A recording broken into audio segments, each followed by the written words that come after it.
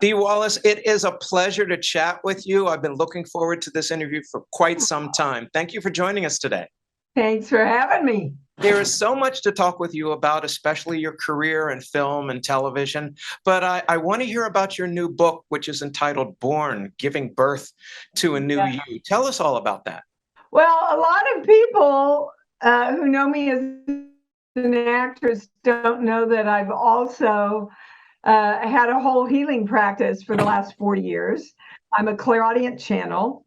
And so this book is a culmination of everything that the channel has put together for me about how to manifest and create anything you want in your life. So basically, it's a formula that applies to anything that you want to create: money, relationships, health, success, etc. We live in a time, especially post-pandemic, where a lot of people are dealing with fear quite a bit. And I understand that part of the philosophy that you speak with people about or address in your book has to do with either coping with it or overcoming that fear. Yes, and the best way to overcome your fear is to know that you are the only person that can do it. Everything's energy. We learned that in 5th grade. There's no good energy. There's no bad energy. Energy's neutral. And energy must be directed. We direct energy through our thoughts, our feelings, and our belief systems.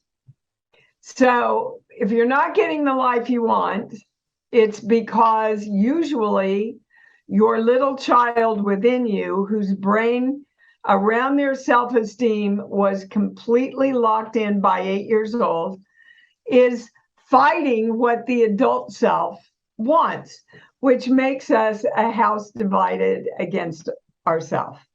So the more you can integrate with your little child and get all of you working toward, through love and through joy, what you want, which means you have to be clear about what you want, then it manifests. Then you literally magnetize it to you. We are now celebrating the 40th anniversary of E.T. Unbelievable. So, indeed, but this film has been such a touchstone for several generations of moviegoers. How has this film influenced your life? Well, it certainly changed my career. In a lot of different ways. People knew my name. It upped my money. It upped my cachet.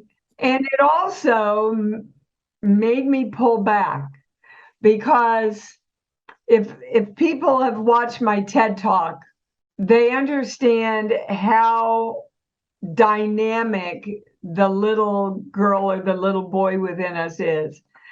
And what I was taught growing up in the Midwest is rich people are bad and poor people are good. God loves the poor people because we're humble. You should never, ever say how great you are, right? So E.T. comes out and everybody's saying how great I am, and I'm making more money. And my little Deanna inside went, oh my God, I'm one of them. God isn't going to love me now. And that's what happens to us, is our little people inside are trying to protect us. And so they keep fighting what the adult person of us wants. And so if you really, really want to blow into the empowerment of your life, you've got to get your little girl or your little boy on board. So you have to start working with all those beliefs that you were given when you were little that do not serve you anymore. And yes, they were given to you by people who love you, because they were given to them by people who loved them. But they're not the highest truths, and they're not the most empowering beliefs.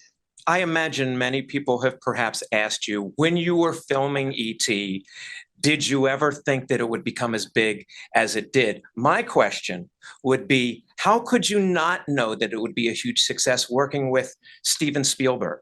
So many things have to come together to make a blockbuster.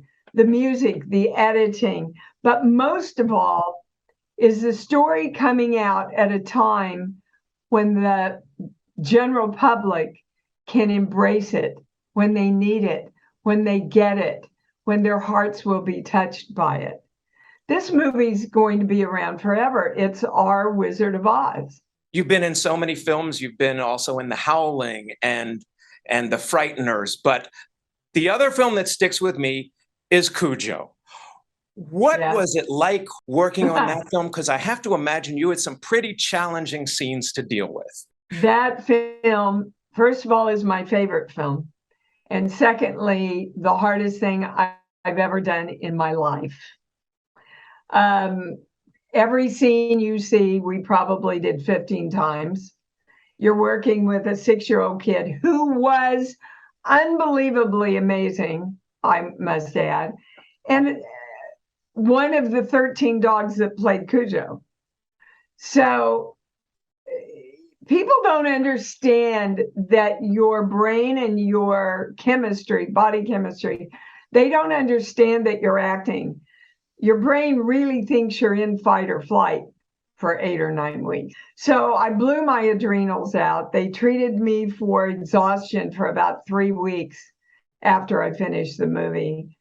And it's my favorite film. I look at my work and what I was asked to do in that film, and I go, you know, I gave it every single pore of me as honestly as I could. And I'm really proud of my work in that film.